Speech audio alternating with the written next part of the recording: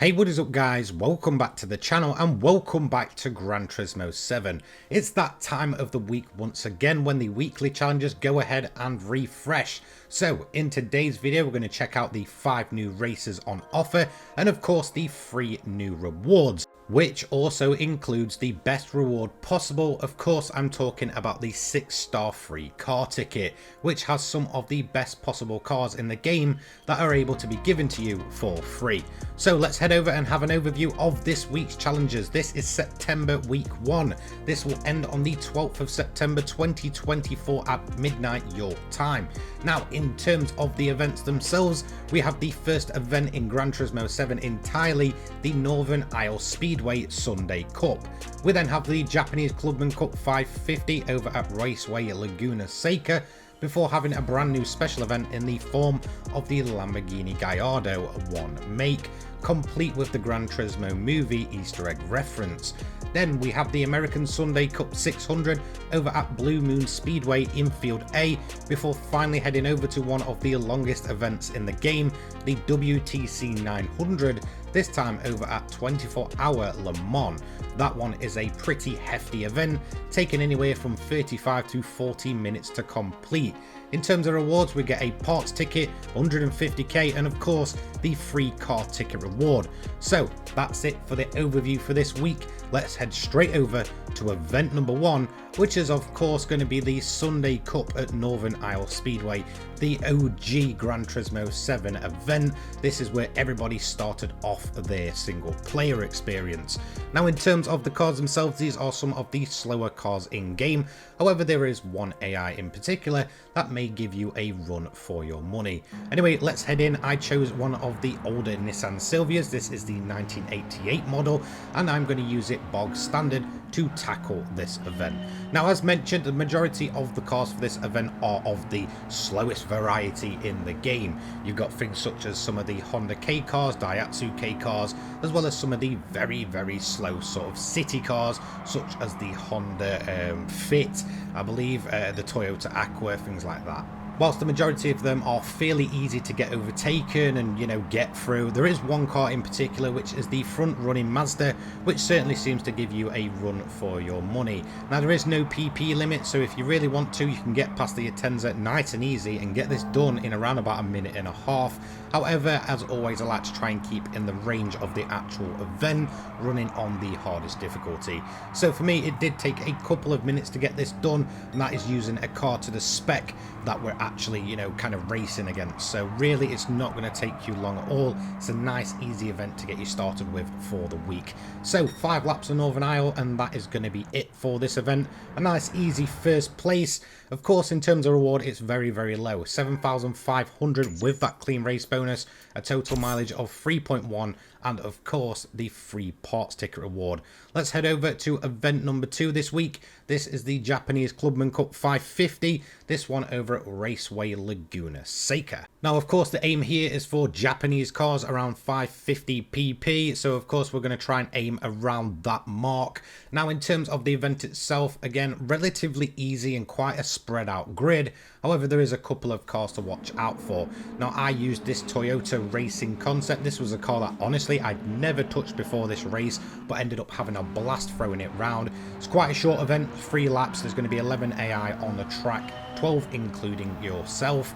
So of course we're not worrying about tyre life, fuel or anything like that. Again, there is no set in stone PP limit, so if you want to go over that, feel free. You'll get it done even quicker. However, of course, I like to try and keep in the range and have a bit of a challenge. Now, again, as mentioned, the majority of the AI are pretty slow here and fairly inconsistent, especially when it comes to the likes of the corkscrew. Now, in terms of the AI though, there is a couple of cars to watch out for. That is mainly the tuned AE86, that is one of the Corollas, and then of course we do have the Mitsubishi Evo 9, which is of course the sort of, I guess, poster car for this event, with this being one of the post-launch events. The majority of the rest of the AI really aren't that difficult. However, What makes the front two a lot more difficult than the rest is just the sheer amount of gap between them. Once you get yourself up into third place, it's going to be a little while before you start chasing down those front runners and manage to get the overtakes done.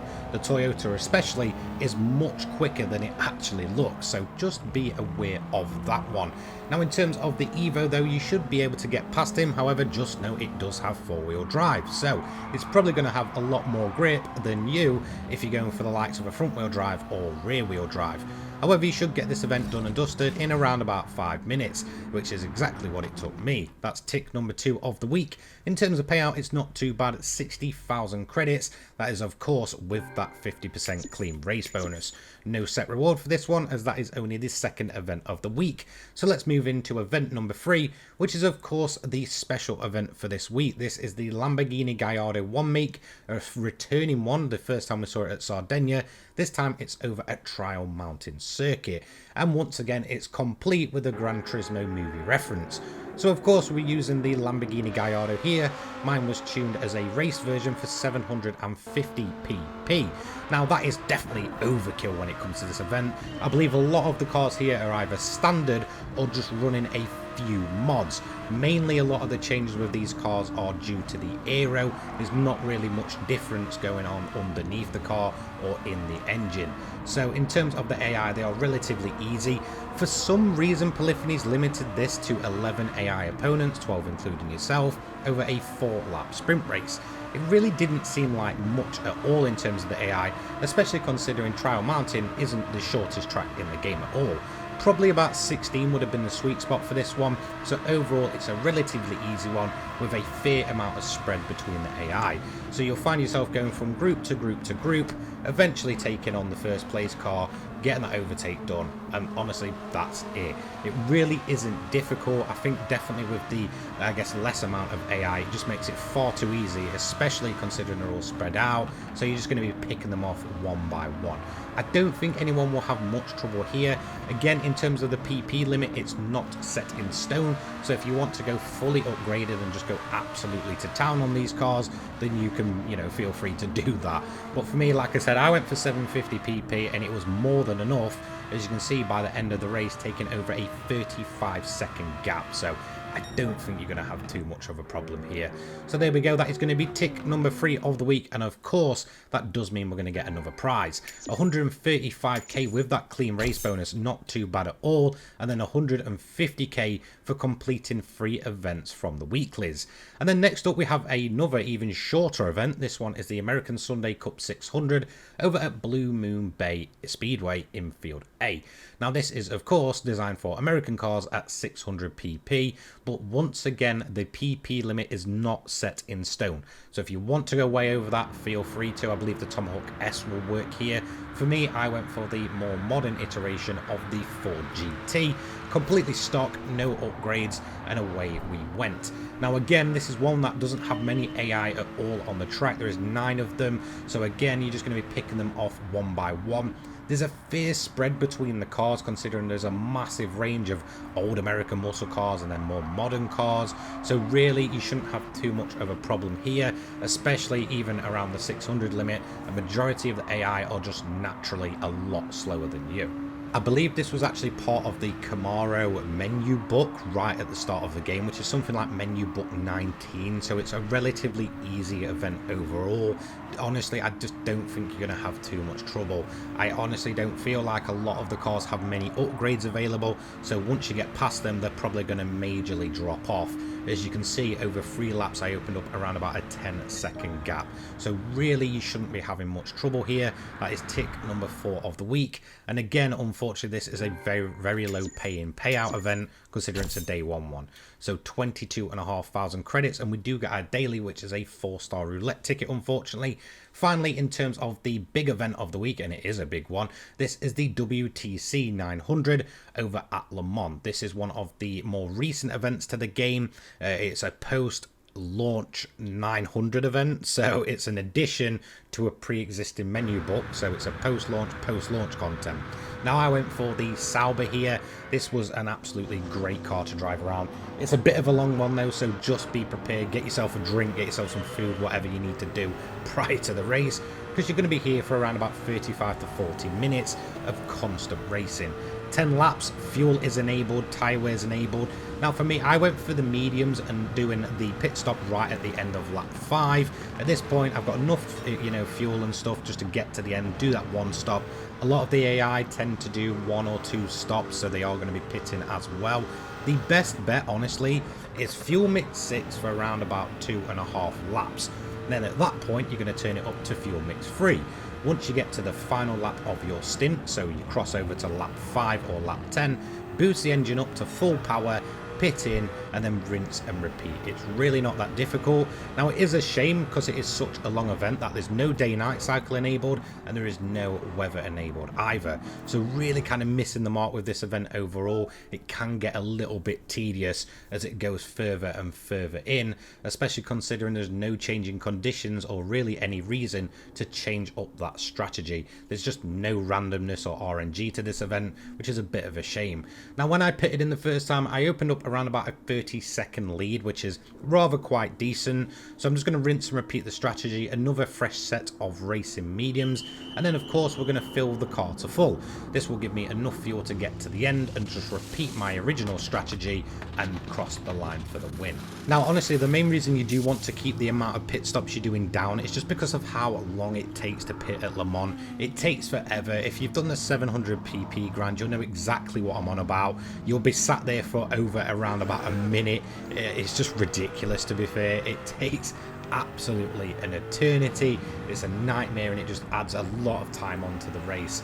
Now we did manage to lose one single position, however it was a car that hadn't stopped yet. We managed to overtake them, get back into first place, and eventually the AI will then stop pitting in. So their kind of pit target is lap 4 to lap 6, sometimes even lap 7, so you shouldn't have much trouble. As you can see, by the end of lap 10 we'd already lapped a bunch of the field and opened up around about a 2-minute gap. So honestly, it's not that much of a difficult event. It's just a very long one.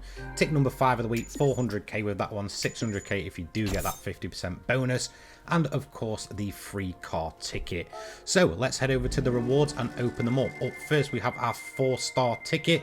This was for the daily driving marathon, and for once it's actually going to give me a decent reward. Somehow I managed to get 1,000,000 credits off of my 4-star daily, so I'm not complaining there at all. So all we're going to do is just add them to the account. That takes me upwards of 62.7 million credits. We're then going to add the one for completing 3 events, which is 150k. We're then going to also open up the parts ticket. Now this was for completing 1 event. Typically the reward here just isn't that good, so don't expect anything amazing. As you can see, I did manage to get the carbon ceramic brakes. However, it's for a car that I've not really used much. That is the ZR1 C6 Corvette from 2009. And then finally we do open up the 6-star car roulette ticket reward. Now there's everything from VGTs to race cars, and also some of the one-off special invitational cars, which is exactly what I'm going to get today.